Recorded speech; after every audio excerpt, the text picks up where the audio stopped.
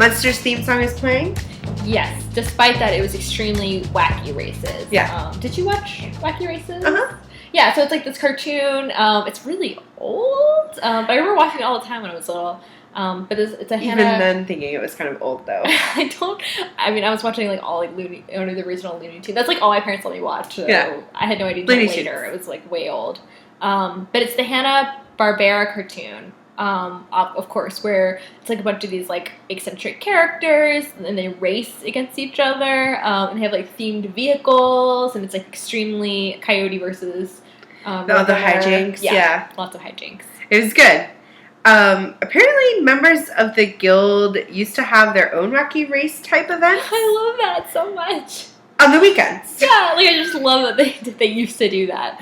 And apparently Dragoon is going senile since he thinks that Dick Dastardly and the snickering dog Muttley were friends. Of his. And why not? I mean, they could completely fit into the guild. Brock and Shoreleave decide to save Ghost Robot after he leaves the restaurant by raiding Brock's stash of dead villain clothing at the Venture compound. Mm-hmm. Does this mean Brock keeps souvenirs of people that he kills? Because that's super Dexter of him. It's like the slideshow, but better because they're all villains with costumes. Yeah, they could have done a montage. I bet Shoreleave was montaging away. Well, he tried to. He did a mini montage. Yeah. Good news and bad news. Good news, he's on the Venture compound again. Bad news is that he sets his gear from his old bodyguarding days. That doesn't sound good. We're not ready to quit you, Brock. We want you to could go back to bodyguarding. There. Brock finds his old Yeti Mummy costume, and Shoreleave decides to go as the red-throated loon. The red-throated loon, just in case you want to know, is a migratory aquatic bird whose behavior used to help people predict the weather. And yes, it does have a red throat. Interesting. You're welcome. Hatred interrupts them and is immediately tasered. Yes, we're like, woo. Brock won't let Shoreleave, however, tase Dr. Venture, who immediately appears behind Hatred, which we thought was cute. Yeah, his bodyguard instincts kick in. Yes. He's like, no. Exactly. Rusty won't let them go to this costume party without first giving them the deets. He says to Brock, you never could lie to me, Brock. Is that even remotely true? I don't know. I'm glad they still have a good rapport, though. I know. Like, it could be awkward between them or something. However, Dr. Venture is following them somehow. But he first swings by to pick up Billy to follow Brock to the party. And White isn't coming. Because he's still mixing the jacket single? Oh my gosh. White, stop. Like, that tune is done. The fat lady has sung. Stick a fork in it. It is not going to get better. And Dr. Venture's like, oh, no wonder you wanted to get out of there. Right. Also, Billy's dressed like a little cowboy. Uh-huh. And, well, I guess it's not really fair to say he's dressed like a little cowboy. He's dressed like a cowboy? He's dressed like a cowboy? And Doc is, he's some kind of clown. Too soon. Everybody is now at the club. So Don Hell's club has a logo. It's a D with like a little forked tail curling around it. Mm-hmm. I'm not sure really like who Don Hell is a reference to, but this is what we know about him. He's part of the council. Mm-hmm. His club is hell-themed. He can teleport. He sounds like Billy Bob Thornton. And someone says, you know how Don is about rules. So it's possible that Don Hell is a reference to Don Juan in Hell, which is part of a play based off of the traditional fictional Don Juan stories. The most famous of which is Don Giovanni. Yeah. Don Juan is a wealthy, like, seductive libertine who devotes his life to seducing women and feeling really prideful about seducing women. In Don Juan in Hell, which was written by George Bernard Shaw, that was hard to say, George Bernard Shaw, Don is sort of a demon who has, like, this philosophical debate in hell with the devil himself and this girl that he seduced in his life. That he took advantage of. Yes, he took advantage of. And he disappears and reappears, which is kind of like teleporting. So that's really like the closest thing we've got. Yeah, it could be related. I mean, we could be totally... Probably. It could just be like... Maybe. Don Bell The Our famous neighbor. blank guy. The crotchety man downstairs. From this show from the 80s that you don't know. From an infomercial about community colleges. Anyways, St. Cloud is not allowed inside, despite all of his money, which we think is hilarious. That's the best. Like, even the villains don't like him. Do they even think of him as a real villain, is my question. Did they just take his money? The bouncer's not impressed I know, at all. which is great. He just can't even get it. He can't buy his way. He calls him Truman Kablomi. Yes, which is a great zinger. And apparently the bouncer is very literary. Yeah. Because that is a Truman Capote reference, who is both an American author and has a similarly shaped head. We see a bunch of familiar faces in the club. Yes. And including Brick Frog, Joseph and the amazing Technicolor Nightmare coat, and Powerplug. Powerplug's the guy, of course, with the Plug face. Plug face, as he's known by fans. We also see a few new faces, including Sensational, which is from the credits, who is a sun-themed villain who's surrounded by planet henchmen. It's very cute. It's very cute. There's also the guy in the wheelchair who's like, I love this place. Yeah, he's dressed all in white. He's got like a hat and he's spinning around. Our only guess there is that he's supposed to be this character from this Canadian sketch show called Second City Television, which ran until '84. On the show, he was president of their network, a cheap, dishonest, gruff character Villain. who mistreated his employees and used a wheelchair despite not needing one. Yes, he thought that it made him deserve more respect. We don't really know, but it's the same getup. It's the same outfit. So, possibly? Brock and Shore leave getting fine, but things soon fall apart. Brock tries to save Ghost Robot from the situation, but he inadvertently raises the ire of Vendetta, who thinks that they're just hooking up. Yeah, then Brock has to kill Vendetta a little bit. Just a little bit. Whoops. Also, when we see Vendetta's face, it looks just like RoboCop. Yes. When his mask comes off and it's just like a little human face with like on top of like a metal plate. RoboCop is the movie from the 80s. Yes. The superhuman cyborg law enforcer. There's probably a lot more RoboCop references that we just went whoosh because it's been a long time. Yeah, I was not my jam. Shore Leave is getting chatted up by Vespertina. Mm-hmm. She is dressed like a flower. Yes. Probably her namesake. Probably. It's not very flattering. But her namesake is probably after the Vesper Iris, which only blooms at dusk. Plus ballerina? Tina? Tina? I don't know. Maybe. Then the flying squid gets all up in Shore Leave's grill because he's actually wearing the costume of the Sri Lankan devil bird. Right. Instead of the red-throated loon or whoever he's pretending to be, which probably would happen. That makes sense. It's a little bird that looks like an owl and a parrot had babies. Yes. It is said to emit a blood-curdling human sound in the night. Yes, in the night from the jungles. Right. And by gets up in the grill, we mean squirts a little bit of ink on him. Yes. Rude. Very rude. Rude. And why? Like, it was like he was trying to be evasive. He was just like, I'm angry. I can't even help it.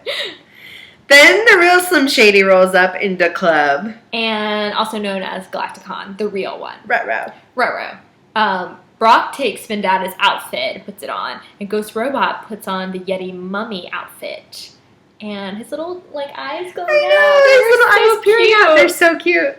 Dr. Venture gets captured after Billy makes a really great go at being a ventriloquist dummy. Yeah. He even apparently uses a technique, like this lisping technique, that real ventriloquists use to kind of mask their speaking. Even his laugh was like, yap, yap, yap, yap. And like his head shaking up and down. It was like he had been waiting for this moment his whole life. He was ready. They're going to be tonight's entertainment. Because they're on the Wheel of Torture! Which I guess is from the Wheel of Fortune. Right. Featured on this evening's wheel are the following types of torture. Ready? Ready. 5 pains of Lisi. Cranium crusher. Scrotolation. Moon shredder. Burnt slumber. Wasp. With W-A-S-P. Yeah. British Smiles. Acid Dip. Rat's Feast. Lava Boarding. McPain's Anguish. Cyclops of Pain. Devil's Fork. Human Pinata. Brazilian Bull. The Chupa Cobra. Electric Sock Monkey. Salty Eel of Con. Suki's Bridal Shower. What? Real Ripper. Bridal spelt like the horse bridle, just to note. Oh, that's great. Okay, so Dragoon hollers out, ass to ass, while holding a fistful of cash. Which is a total and totally disturbing reference to a scene in Requiem for a Dream. We won't go into details. Brock, thankfully, is about to intervene, which is very adorable. Shore Leave is all, why? And Brock's like, I don't know, man. Just be ready for anything. He's like, I don't even know why I'm doing this. Yeah. Like you said, it's instinct. Yeah. Anyway, in this glorious moment, the Monarch and Dr. and Mrs. roll in. Yeah. And I was just like, Arr!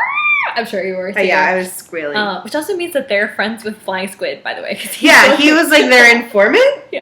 Basically, they can't do anything to Dr. Venture without permission from the Monarch, who is his registered arch. Which makes that an official guild law, which is nice to know. Phineas Phage says, well, they're allowed to do it if they're teaming up, and the Monarchs counter with the primary arch gets the first right of refusal to participate in or to lead the team up. So we're getting very detailed in guild rules and regulations. Phineas Phage just studied for his test. I love that he like throws it out there. Like, I'm not a jerk. I just studied it. And they're like, no. Yeah. Which I kind of was like, Dr. and Mrs. was the one who kept refuting him. And I was like, kind of like, yeah.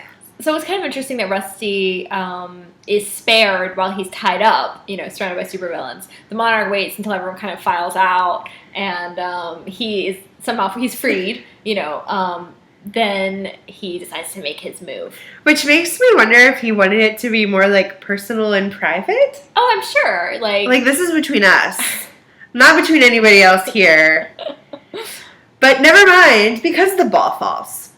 Right on Dr. Venture. Big crash. Crush. I would be more worried, but I remember we spent precious minutes of our lives in season 4 worrying about the Monarch when the butter glider crushes him. He's like teeny tiny. It's just for comic relief. Like, it's not supposed to be like, oh no, like, we might be getting too worried about it. Although if he's like in a stretcher or something next episode, I feel really bad.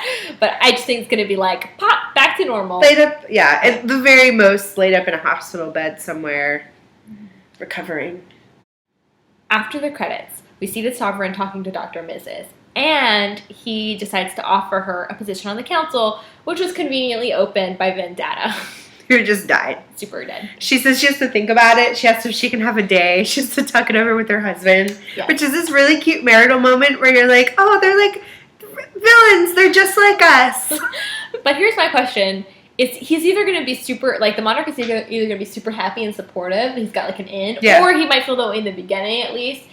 But is he going to be okay with her being, like, essentially more important than him now? He's going to be jealous. He's going to be jealous. Oh, yeah, it'll come up. It's, like, back to the butter glider issues. Yes. Like, because she's going to have a good job, and, like, it's just, she's not going to be so focused on him. Well, her job now is supporting him. Yeah, like, she's Dr. Mrs. The Monarch. And now she's going to be a freaking council member. Yeah. If she accepts. We'll see. We also see that the Revenge Society is peeping in on the council. Do you think Phantom Limb planted the device when he went in there to do his business? Like in season 4? Yeah. It's very possible. He must have, because they're all sitting around in this derelict, abandoned house watching... The Revenge Society. Yeah, the Revenge Society. Watching the stream of this, and he says, oh, it's the best show on television, as Dr. Killinger brings in more popcorn. Oh, snap. Whose house are they in? So you got Dr. Impossible. You got Phantom Limb. Mm-hmm. You got Underbite.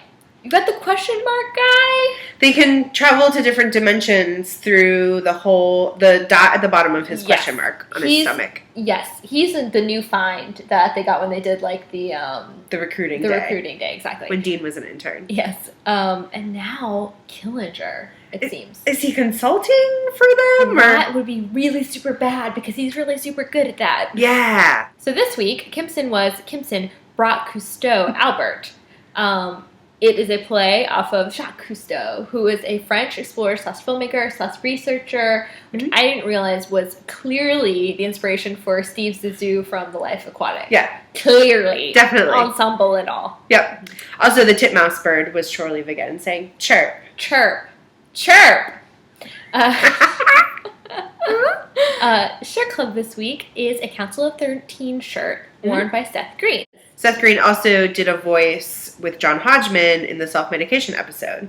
Right, which is the episode where it's all of the washed-up boy adventurers are all bemoaning their fate. Do you think they're planning a reunion? They might be. Otherwise, or Seth Green just, he's just hanging out. But I think it's interesting that John Hodgman and we have, it's possible. Also, from the description of the shirt, the darkest secrets of the Guild of Calamitous Intent are stunningly illuminated in the colors of blood and treasure, red and metallic gold. Aw, we learned something. Fun guild factoid. Yay. Yay. All right, Venturoos, that is it for us this week. Absolutely. If you want to check us out on the interwebs, we are at veryventurevodcast.blogspot.com. You can email us at veryventurevodcast@gmail.com.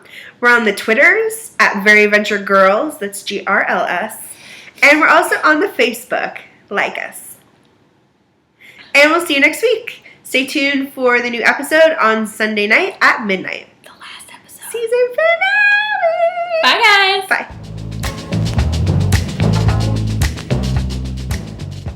And then he was like, conquistadorable. That was a great one. Yeah. I want to be conquistadorable. Me too.